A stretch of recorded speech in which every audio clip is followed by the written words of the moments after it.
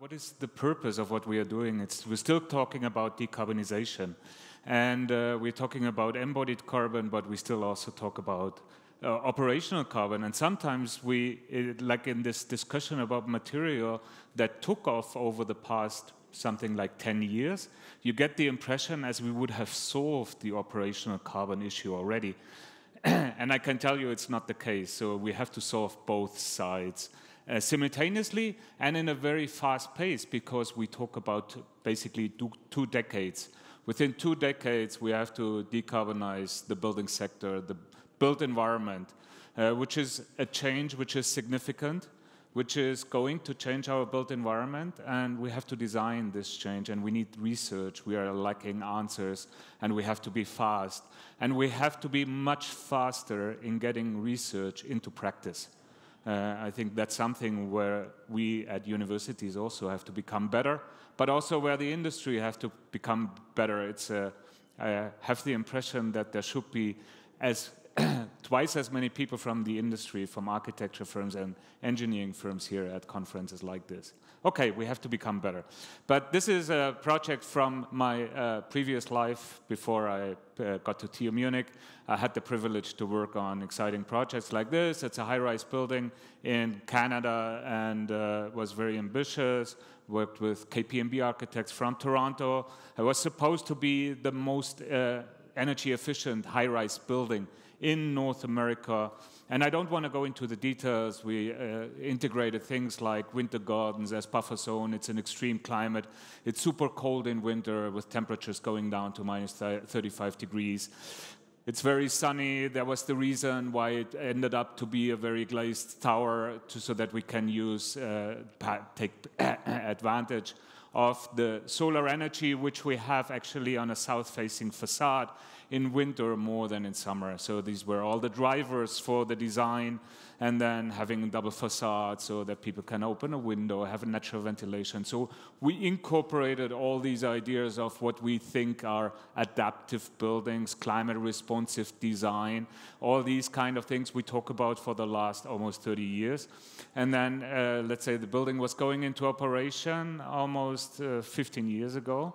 And there was kind of a shock because in the first year when we had data, which was in 2010, we had what we call performance gap, which is the difference between what we project in design and what we measure, of almost 100%. So the first year of operation, the building needed twice as much energy as what we have predicted. We monitored the building, we fine-tuned the building, we worked with the maintenance people, et cetera, and it took us, let's say, 2 years to get the building to work as designed. We thought like, oh, that's a problem. So we took this issue also to the university and did some research about it, looked into publications. We found a study, just to start with, which was from the RIBA, from the Royal Institute of British Architects. And they looked into 60,000 school buildings all over Europe and found that 95% do not work as designed. So we have a significant, let's say, quality control issue in our industry, but we also might have a design problem in our industry. So there was a starting point to also think about, do we need to come up with more simple solutions? We thought we have developed a role model with this idea of adaptive buildings. We showed this with this Manitoba Hydro building and many more. The Manitoba Hydro Tower is still, that's what I heard, what I also believe, the most energy efficient high-rise building in North America. It's there for now almost 15 years, which is a shame in itself. Nobody tries to copy it. Nobody tries to copy this idea of climate responsive design. What we see, and this is not North America, this is London, Canary Wharf, we see, let's say, basically very stupid glass buildings which incorporate none of those ideas. Nobody cares about the energy consumption. Everybody has, all the designers working on it have a nice narrative why those are all sustainable buildings. I think we also worked on one. Sorry for that. And about a year ago, I heard someone from Arab giving a talk about this. Nobody cared about it. But suddenly, all these banks, they need to have sustainability reporting. They have ESG. this EU taxonomy, and suddenly they recognize they have a problem. And now suddenly, all of Canary Wharf is considered an issue. And they have no idea how they can reduce the carbon emissions from building operation in these towers. They are thinking of offsetting it with carbon capturing in Iceland. So it's another shame for our industry. And it was always this kind of efficiency-driven design approach. So what we can certainly say is, or conclude, that this efficiency-driven glass high-tech architecture has completely failed as a role model. Manitoba Hydro has not failed. It's a great building. People love it. Manitoba Hydro loves it. Everybody who is ambitious in terms of building design in North America goes there, visit the building. They had thousands of visitors coming to Winnipeg, which is usually not a place people go to visit. And so they were super proud and are still happy, but it has never taken off as a role model. And so we need to question what we are doing, and the same, let's say, the same question about complexity we also need to ask ourselves when we think of embodied carbon. I just recently saw this tower in Vancouver from Big Architects, just recently finished. And let's say this is in a high seismic area. I think we can only imagine how much material goes into such a building to make this happen in a high seismic area. And let me quote my former colleague, Hermann Kaufmann. He said about timber high-rise building, but I think we can translate it here. Those kind of high-rise buildings are like Formula One. They're fun and they're loud, but they do not contribute to the sustainability transformation of mobility. And I think the same we have to say here. And so sometimes I hear this narrative when we talk about digital fabrication that we could do free forms like this. But what's the relevance? Is it really, should this really be our driver? So I think we shouldn't do those kind of buildings anymore. I can do this internally here. You're not going to film. You film it, but okay, let's go. Let's continue. Okay, so, but then the question is, can a new simplicity become a role model? And it's always interesting to look back in history. I think we heard this a couple of times already today. And we did this study together with Florian Nagler where we looked at 12 school buildings from different decades. And it's published in a book by Detail Verlag. But I just show you one building. There's a building in there from Florian Nagler itself, which is on the bottom right, which is a mass timber building, let's say, using the most recent technology to achieve the highest level of energy efficiency. And it's massive timber. The whole roof is covered with photovoltaics. He won the German Sustainability Award, but the first building on the upper left side is a building from 1898, designed by Theodor Fischer, who was a very important architect in this area at that time. And here you see an image from the inside and the section. It has massive concrete wall, not concrete, brick walls, exterior as well as partition walls. It has a floor-to-ceiling height of 4 meters. Today we do 3 meters or less. It has a floor area in this classroom of 80 square meters. Today we do something like 50-ish. So we have twice as much air volume per person sitting in there. And as a result, all this measurement shows that among all buildings without mechanical ventilation, we had the best air quality in this building. Among all buildings without mechanical cooling, we had the best thermal comfort in this building. We had the best, most even distributed daylight because of these tall windows bringing light deep into the space with the lowest fenestration ratio. And even the acoustics, because of these curtains they need for glare control, was great. So we would call it multi-objective optimization today in research. So the question is, how do we really get there again? And then another building I want to quickly show from Louis Kahn in Philadelphia. I really like this building. It's a lab building. We see now that lab buildings from the 70s get teared down because we do not manage these new mechanical systems we need for energy efficiency in those buildings. And so we just tear them down. We see it in Munich. like Max Planck is probably tearing down their whole campus they built in Martinsried in the 70s.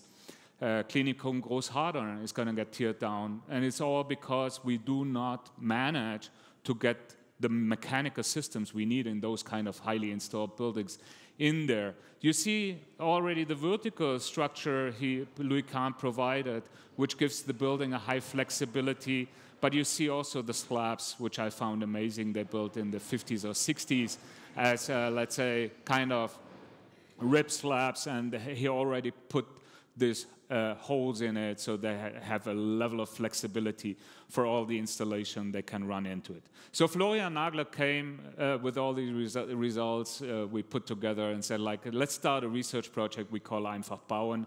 You might have heard of it out of this research project where we study different materials and like concrete, timber, bricks, for housing. Can we simplify construction?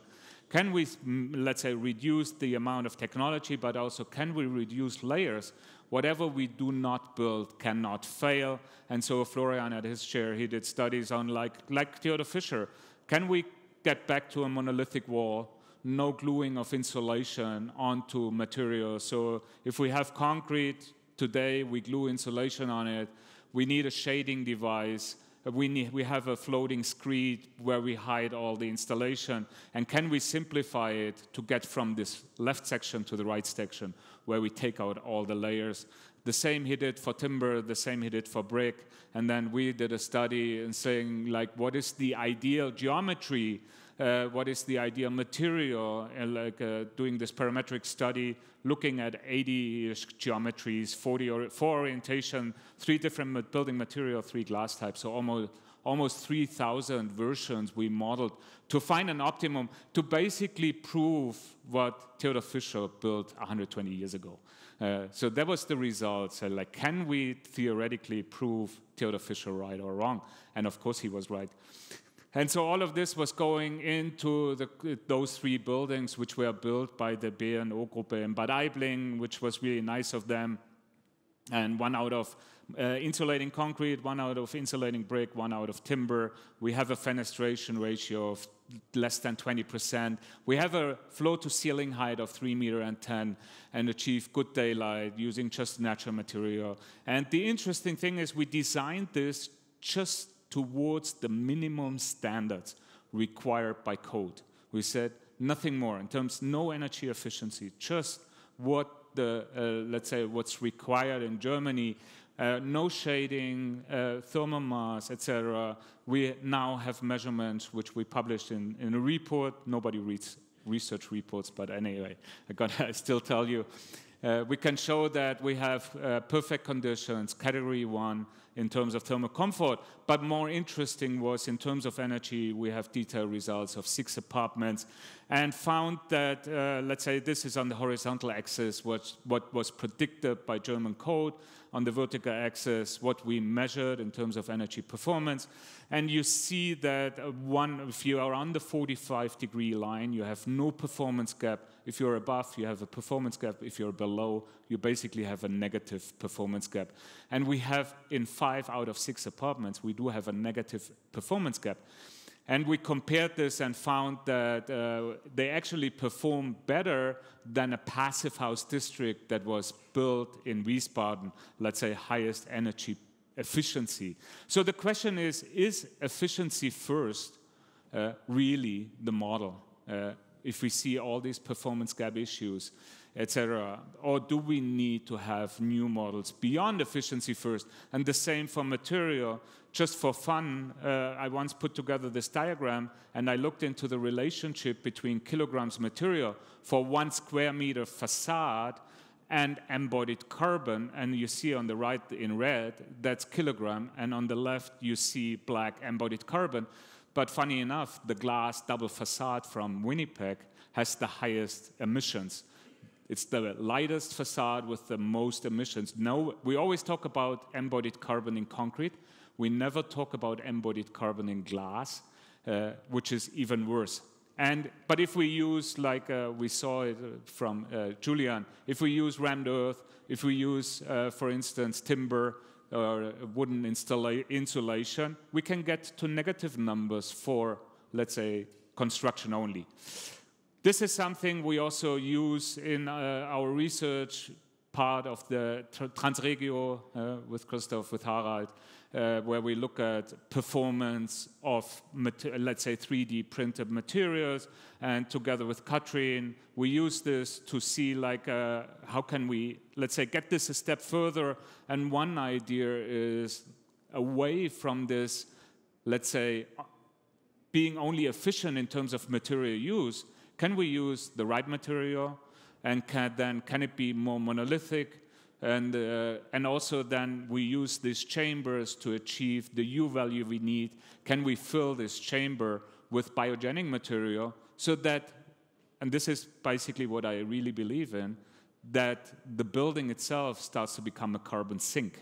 And this is what we need. The building sector has to become a carbon sink, not only net zero. We need to design buildings as carbon sink. And if we do this, why is it so important that everything is super optimized, super thin, and we have these issues of performance gap in construction and operation? Thank you very much.